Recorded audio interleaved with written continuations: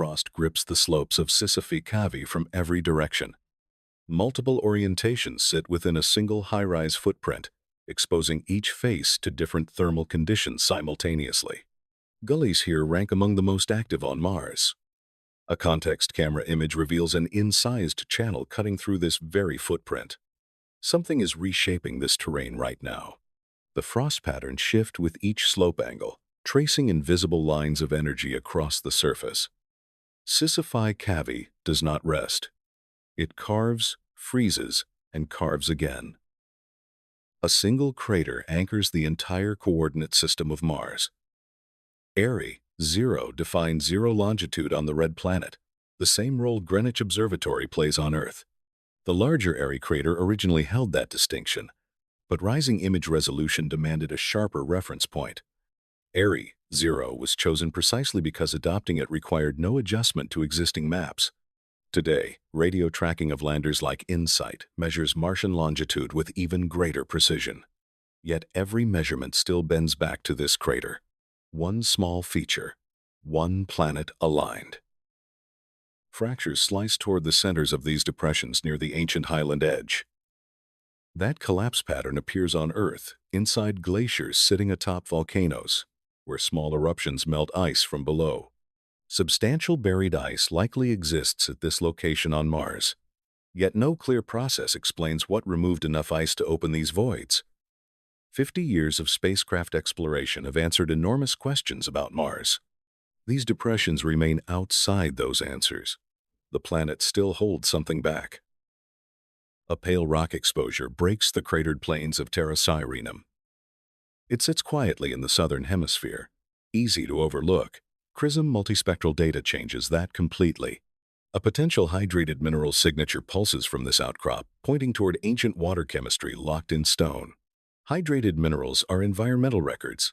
They preserve the conditions Mars once held. HiRISE resolves the surface texture while CRISM reads the chemistry beneath. Together they build a picture no single instrument could capture alone. Utopia stretches flat and deceptively simple beneath HiRISE. This smooth terrain holds real mission value. Future landers targeting potential mud volcano regions need safe ground, and surface roughness assessments here directly inform those choices. HiRISE delivers resolution sharp enough to reveal hazards invisible to earlier cameras. Human and robotic missions both depend on this kind of reconnaissance. A landing site is not chosen on hope. It is chosen on data like this, gathered carefully, long before any spacecraft leaves Earth. Light-tone knobs rise from the floor of a heavily degraded crater. Their texture and composition echo similar units found inside a Paleo-lake basin in the Eridania region. Those Eridania deposits appear to be altered ashfall that washed into standing water or hydrothermally altered basin floor material. The same processes may have shaped these knobs: altered ash, ancient heat, ancient water. Each knobby formation is a compressed archive of events Mars experienced long before any instrument observed it. The degraded crater walls frame that archive perfectly. Dark basaltic sand floods the floor of Cerberus Fossae in deep blue through HiRISE infrared color. These discontinuous fissures cut across the dusty plains of Elysium Planitia, born from combined volcano-tectonic forces pulling the crust apart. Transverse aeolian ridges line the floor in wave after wave, frozen mid-motion. Annual monitoring images have detected no ripple migration. This river of sand does not flow. Wind built it, then abandoned it. The fissures stretch on, carrying the shape of motion without any movement at all. Light-tone deposits stripe the northern wall of Melas Chasma in distinct bands. Viking orbiters first revealed massive sulfate mounds deep within Valles Marineris back in the 1970s. Higher resolution images now show similar but thinner deposits clinging to the canyon walls themselves.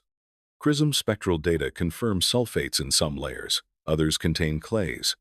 Others hold mixtures of hydrated materials. Multiple aqueous processes shape this canyon, likely operating at different times across its long history. Melas Chasma does not tell one story. It tells several, layered on top of each other. Layers define Flammarion Crater. Arabia Terra hosts vast outcrops of layered terrain, and this crater cuts into that record with clarity. HiRISE resolves details fine enough to begin cataloging layer types and tracing the conditions that formed each one. A caprock crowns the sequence here, sitting above both poorly formed and well-formed layers beneath it. Each transition marks a change, a shift in pressure, chemistry, or sediment supply. Flammarion Crater is not a hole in the ground. It is a cross-section through Martian time. A layered butte rises near the Martian South Pole, its strata exposed and readable from orbit. Dark spots pepper the surrounding surface, and branching channels spread outward like ink through paper. These spiders form when carbon dioxide ice converts directly from solid to gas, lifting the surface and venting outward in all directions. The process is relentless and seasonal. The butte holds layers laid down over vast timescales while the spiders form and vanish each Martian year. Ancient record and active process share the same frozen frame. Dunes sweep across the floor of a vast, eroded, unnamed crater in Arabia Terra. This observation expands mosaic coverage west of the larger Cassini and Pasteur craters. Bedrock pushes through the sand in places, interrupting the dune field with older material from below. Arabia Terra accumulates observations like this one, piece by piece, until a complete picture of a region emerges. Each image added to a mosaic sharpens the story the terrain tells. This crater has no name, but it holds structure, texture, and a record of forces that shaped it long ago. Sharp gullies cut into the slopes of this small impact crater, less than 5 kilometers across. The rim holds its edge with unusual precision. An icy ejecta blanket spreads outward from the point of impact, still clearly defined. At this latitude, steep slopes like these are considered fresh. The crater has not yet surrendered its original geometry to erosion. Youth in geology is measured in millions of years.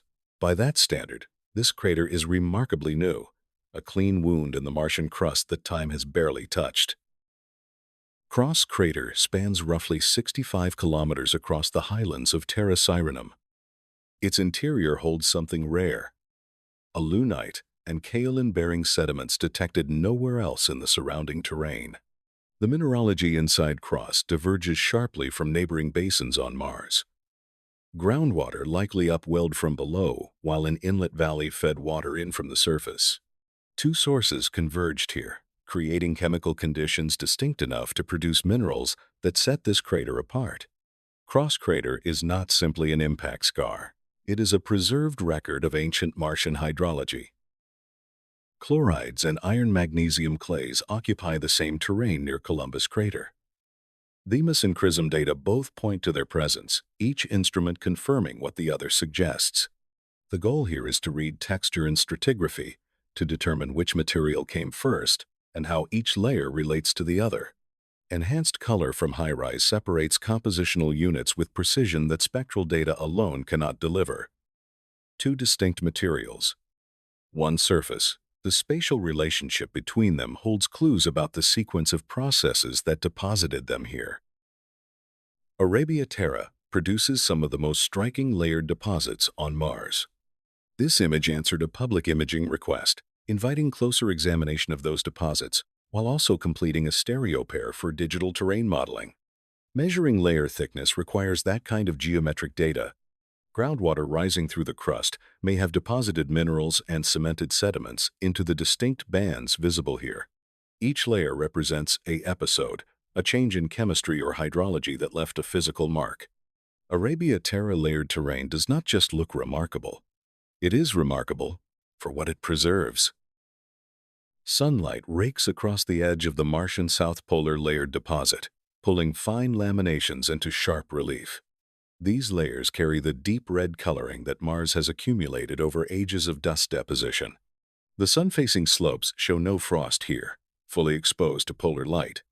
But beyond the rim, frost blankets the red rock and dust in white. Small radial channels branch outward there, the signature of polar spider networks forming and reforming each Martian spring.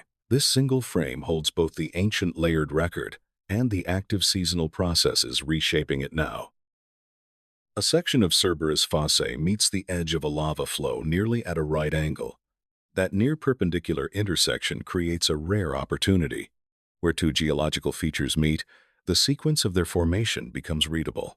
Which came first, the fissure or the flow? The contact zone between them holds that answer.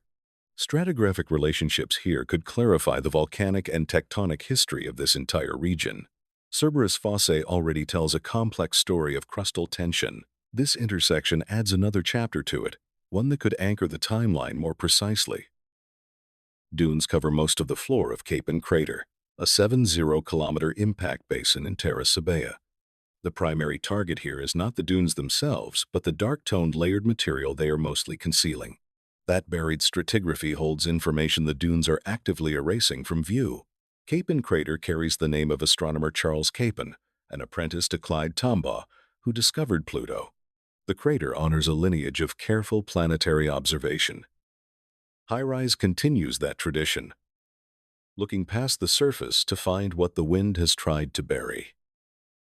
Subtle color variations brush across lightly frosted terrain near the Martian South Pole, shifting tone like paint applied in slow strokes. That frosted surface frames a population of spiders, radial channels branching outward from central depressions. Each spring, the seasonal dry ice layer converts directly from solid to gas. That transition erodes the surface from below, venting outward and carving the branching pattern that gives spiders their name.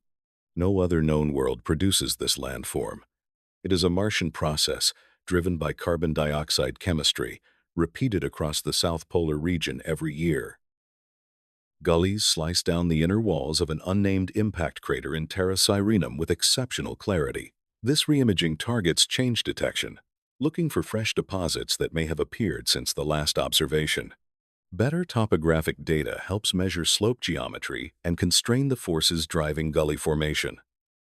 Gullies on Mars remain scientifically compelling because their origin is still debated. Water, carbon dioxide, frost, or dry granular flows could each explain parts of what HiRISE records here. Each new image of active gullies narrows the range of possible answers. Layered strata expose themselves along this cliff face with unusual completeness. A possible unconformity interrupts the sequence, marking a gap in the rock record where erosion removed material or deposition simply paused. Unconformities are breaks in time made visible in stone. Above the contact, new sediments resumed accumulating. Below it, older layers hold the record of what came before the interruption. Reading that boundary is reading a pause in Martian history. The cliff does not just expose rock.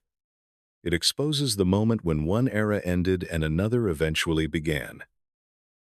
Polygons mark the surface of Elysium Planitia, east of Apollinaris Patera, with geometric precision. Subsurface ice contracting and expanding under thermal cycles drives polygon formation across Mars. These particular polygons are unusually well preserved, their boundaries sharp and their textures intact. That preservation makes them valuable targets. Most polygon networks degrade before they can be studied in detail. Here, HiRISE can resolve fine surface textures that reveal how the ice below is behaving and how long these features have remained stable. Elysium Planitia holds this network with remarkable fidelity. A potential outflow channel drains near Huo Xing Vallis into an ancient crater. That crater appears filled, most likely by lava, that overran sand and sedimentary deposits already present on the floor. The contact between volcanic and sedimentary material sits at a scale that demands HiRISE resolution to resolve. Dunes visible in this channel echo similar features found in Huo Xing Vallis itself, connecting the two locations through shared aeolian processes.